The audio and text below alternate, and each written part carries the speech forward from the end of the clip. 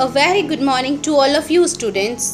Myself Charu Agarwal presenting you the poem of your class, The Ant and the Cricket.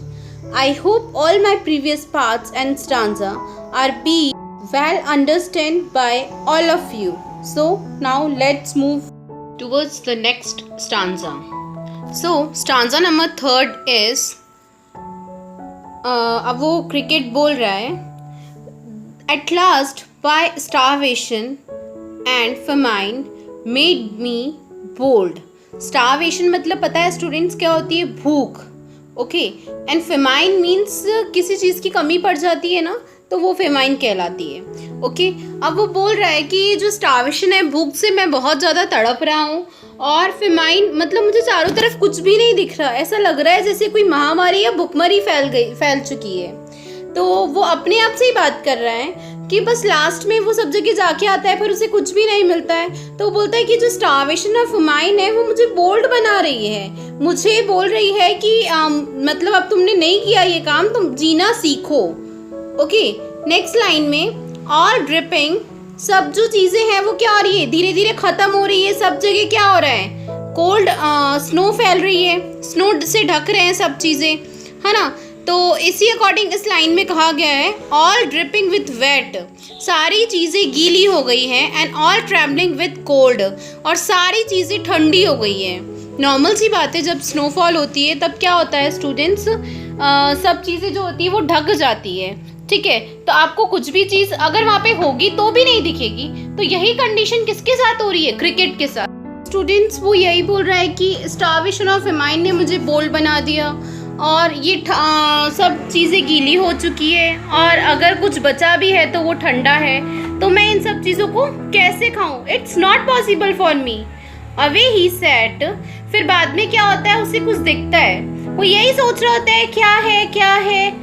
Away he set off to a miserable aunt. फिर वो क्या होता है? Aunt दयालु होती है. ठीक है. वो अपना हर काम खुद पूरा करती है और सबको इंक्लूड करके पूरा करती है.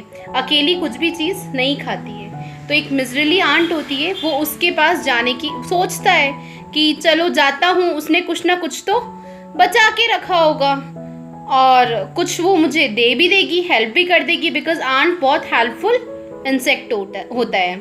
ओके. तो वो जाने की सोचता है और वो मतलब चला जाता है उसके पास. देन फिर देखो क्या होता है, to see if to keep him alive he would grant.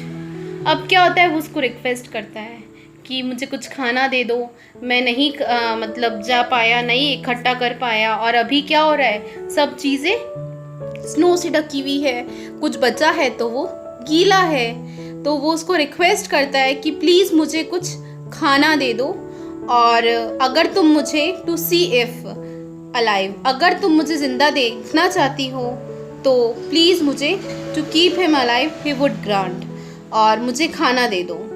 ठीक है. इस अकॉर्डिंग वो बोलता है कि एक फेमाइन आ गया, स्टार्वेशन ने मुझे क्या बना दिया? बोल्ड बना दिया. पर मैं जहाँ पे भूख तो लगती है. आप लोगों को पता है स्टूडेंट्स, एक पोएम थी बिल्ली की. ठीक है. उसमें क्या होता था ना, आप लोगों को काफ़ी लोगों को मेमोराइज भी होगा, और नॉर्मली अभी जो सुन रहे हैं वो हंसेंगे भी इसको सुन के. तो दूध क्या होता है ना, गर्म होता है. गरम गरम दूध नॉर्मली हम ही नहीं पी पाते, तो वो बिल्ली कैसे पिएगी? तो वो यही बोलती है कि कैसे खाऊं, चलो भूखी ही सो जाऊं. तो वही चीज़ यहाँ पे आ रही है कि क्रिकेट कितनी भी कोशिश कर ले, उसे खाना नहीं मिल सकता. उसे अंदर फील हो रहा है, पर अब क्या हो सकता है? अब कुछ नहीं हो सकता ना. तो इसीलिए वो बहुत फील कर रहा है, इसीलिए उसको याद आता है, उसको दिमाग में आती है उसकी एक फ्रेंड है, आंट है, वो क्या करेगी? उसको खाना दे देगी.